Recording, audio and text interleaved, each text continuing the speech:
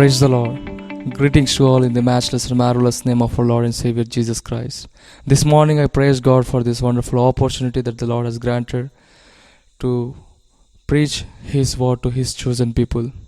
My dear brothers and dear sisters, as we are living in this world, when certain crossroads or diversion comes on the path of our spiritual journey, we are tempted to take the path which is very easy for us, forgetting the truth that whether the Lord is willing us to take through that path or not. Whether we are conquerors, whether we are living as conquerors or as compromisers. Because in this world, there will be a lot of temptations, there will be a lot of trials and tests, but how we are taking the decision, because that decision will set a path and set a way for us for the rest of our life. So this morning, how we are living in our spiritual life, how we are leading in our spiritual life. Though King Solomon was the wisest person, at the end of his life, we can see his conclusion was not something that is acceptable. I want to take your attention to the book of Daniel, where we can learn about the life of four young men. Through their life, we can learn a lot of things in our spiritual life, because even the decision that they made, they had the choice to go with the flow of the world, but yet they stood for the Lord. Why I am sharing this? Because if we are compromising in our spiritual life, if we are compromising in our ethical values, even if we are compromising in our faith, then what is the difference between us, so-called children of God, and the people who are living in the world? So, without taking much time, please allow me to draw your attention to the book of Daniel, chapter 1, verse 6 and 7. Book of Daniel, chapter 1, verse 6 and 7.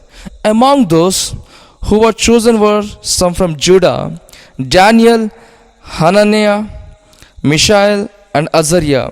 The chief official gave them new names: to the Daniel, the name Belshazzar; to Hananiah, Shadrach; to Mishael, Meshach; and to Azariah, Abednego. But Daniel resolved not to defile himself with the royal food and wine, and he asked the chief official for permission not to defile himself this way.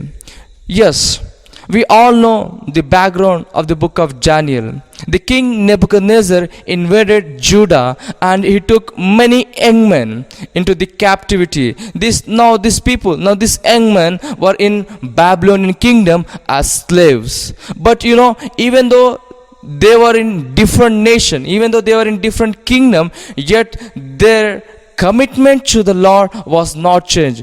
Dear brothers and dear sisters, the circumstances changed in the life of these four young men.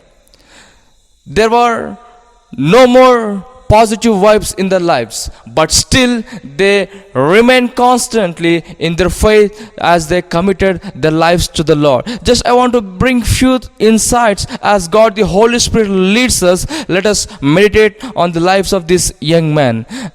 First, I want to talk about their commitment.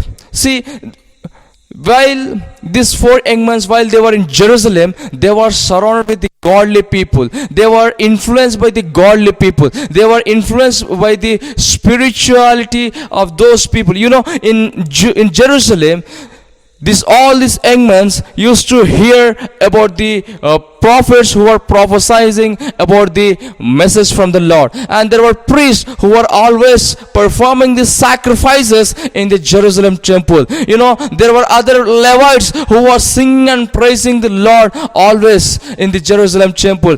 In Judah, all people are surrounded by the godly people. The influence makes a lot of difference in our lives. These young men were surrounded by godly people. These young men, they were surrounded by the spiritual people who are giving importance to the spirituality rather than their flesh and fleshly desires. But once when they moved to the Babylonian kingdom, we all know that they were surrounded by the pagan deities. Wherever they can see, they were idols. There were pagan people we all know that this pagan worship even involved in sexual worship. They were surrounded surrounded by this immorality. They were surrounded by this corrupted people. They were surrounded by this immorality and all the fleshly desires and the worldly desires. But yet these people, they did not conform to the pattern of this world, but they remained faithful to the Lord. And that's why I think that I praise God that the Lord has used them in a mighty way. That's why today we all are meditating on the life of those four young men. Praise God. Today, when we look into the present scenario, the world is accepted which is really not acceptable in the sight of God. For example, the world says, yes, there is nothing wrong in homosexuality. There is nothing wrong in premarital sex. There is nothing wrong if you are addicted to drugs, if you are addicted to alcohol. If we think on it goes on. But Bible says in the book of Romans chapter 12 verse 1 and 2, do not conform according to the pattern of this world, but be renewed. But be renewed by renewing our minds. But be transformed by renewing our minds. This young man, they remain faithful to God even though their circumstances has been changed. How about us, my dear brothers and dear sisters? When everything is going on smoothly, we say that yes, praise the Lord, God is good all the time.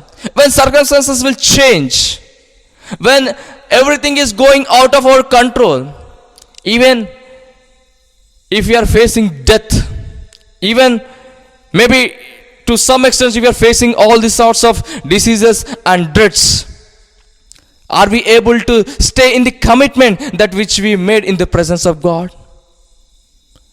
This young men, though they came out of Jerusalem and they came into Babylonian as slaves, but their commitment did not change. Their commitment did not change. But in our lives, as circumstances changes, we too changes. There is no consistency. There is no, there is no constant fellowship. These people are really influenced by God, godliness and godly people. Then how about us? Instead of remaining and being faithful to the Lord, we are compromising. Today, in which group we come? Either we have to come as a conqueror or else we are in the sight of compromisers. They had the option to go with the world. None of their parents are watching them. No one knows what they are doing in the Babylonian kingdom, yet they remain faithful to the Lord. They made a decision to stand firm no matter what happens. Even they are willing to die. Yes, when they were thrown into the fiery furnace in other chapters, they were willing to die, but they don't want to lose their spirituality. How about us, my dear brothers and dear sisters? When we see this world, everywhere, the sin is hovering over each and every one. The devil is prowling like a lion, whom to devour. But instead of being resistance to the evil and evil schemes by submitting to the God's will, we ourselves are paving a path to the devil by compromising in our spiritual life, which will lead into the eternal damnation. First, I praise God for their commitment.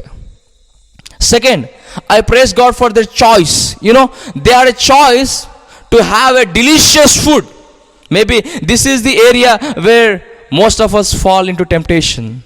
Even the same temptation was, even Jesus also faced the same temptation. Even after his 40 days of fasting, 40 days and 40 nights.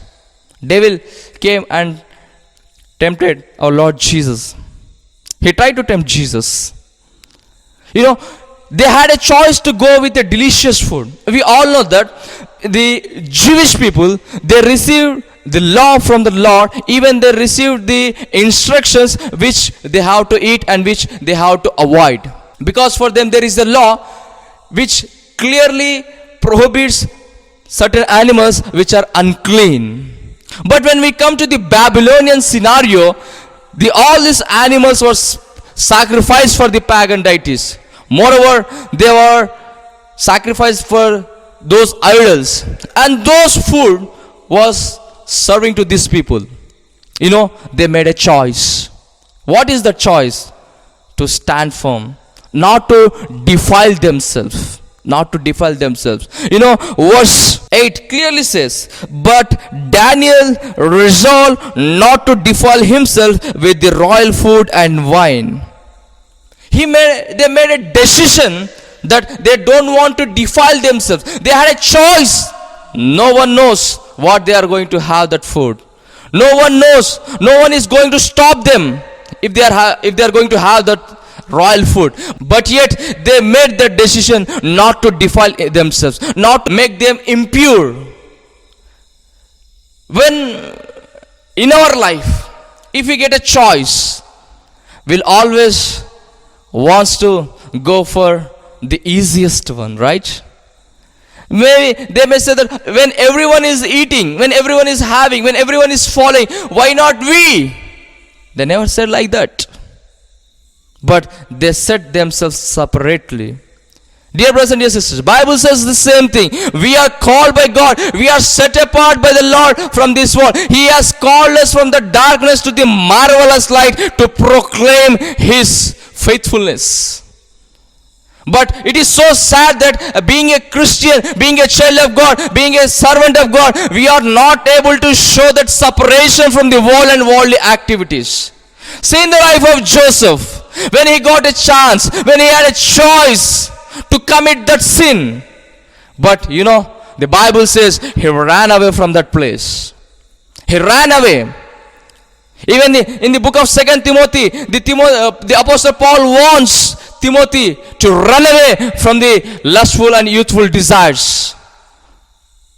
But however does, if he got a choice to choose between two, where we will stand? Maybe it is very easy to say that we will stand on the side of the Lord. We will be a conquerors, no more compromisers. But when that same situation enters into our life, when we are standing in the shoes of Daniel, Hananiah, Azariah and Mishael, then are we really able to say that yes, we will stand in the conqueror's side? It is very hard. It is very hard. But these people, this young man, they took a choice. When they got a choice, they never led themselves into the temptations. Rather, they spoke boldly.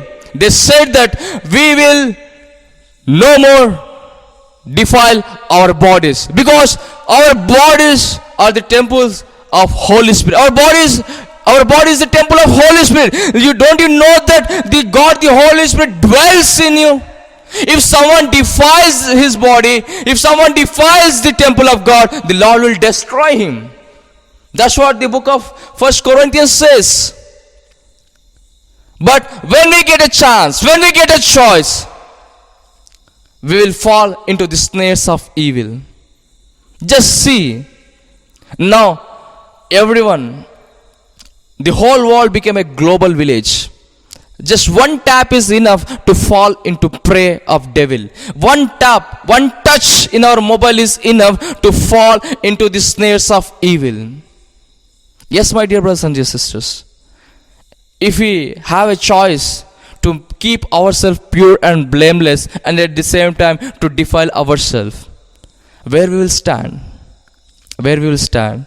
These four young men, they made a strong decision not to defile themselves. That's what in NIV it says, they resolved themselves not to defile themselves. Not to defile themselves. Because they knew that their bodies are the temple of God. Their bodies are the place where God, the Holy Spirit, dwells. Today, especially my dear young brothers and sisters, maybe you are far away from your homes. Maybe you are far away from your place. Maybe you are far away. Nobody is watching over you. Maybe nobody is scrutinizing you. But remember that God's eyes are watching us.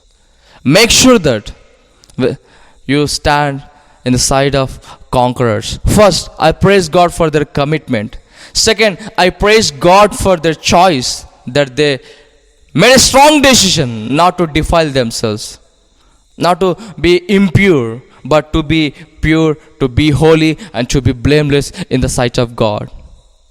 Third, I praise God for their character. You know, when these four young men, Shadrach, Meshach, Abednego, but these names are pagan names. Yes. What are their original names? Even in their names there is a deep meaning. Daniel, which says, God is my judge. Hananiah, which says, God is gracious. Meshach, which says that there is no equal to God the Yahweh. Azariah, God is my helper. But Daniel's name was changed into Belshazzar, which means that Baal is our protector. Hananiah's name was changed into Shadrach, which means the sun is inspiration. Mishael's name was changed into Meshach, which means belonging to Achivo. Azariah's name was changed into Abednego, which means the disciple or the servant of God Nebo. Their names were changed. Though their names were changed, though their identities were changed, but their character remained faithful in the sight of God. They never compromised in their ethical values and in their moral values. Their character remained same. When they were in Judah, they were worshipping God with much reverence. When they were brought to the Babylonian kingdom, still their character remained same. Only their names were changed. Maybe their home was changed, their language changed, their dressing style changed, their culture, customs, everything was changed. Complete scenario was entirely different. But still, their character was same. Yes, my dear brothers and dear sisters, Nebuchadnezzar tried to change their identity. Even maybe he tried to change their thinking pattern. Maybe he tried his level best to change their faith. But these young men, they never allowed, they never gave an opportunity to the enemy to intervene in their spiritual life. But how about us? How about we? We ourselves will give the chance to the devil. We ourselves will fall into the traps of Satan. We ourselves will go and will instruct in the snares of enemy. Today, are you a conqueror? Or else are you compromising? By the way, you may think what this brother is speaking about compromise. It is simple. It is settlement between two options. Instead of going for the best or better, just whatever you get, that's enough. Dear brothers and dear sisters, even our Lord Jesus Christ, while he was in the Garden of Gethsemane, he had a choice. He had a choice. He prayed, Lord, Father, if it is thy will, take away this cup from me. But he was reminded by his commitment, the mission why the Lord Jesus Christ came to this world. The only one purpose, to save the sinners. The relationship which was broken with God the Father, to reconcile us, the lost humanity, with God the Father, so that he may glorify the name of the Father. There was a chance, there was a choice, but the Lord Jesus, he never compromised.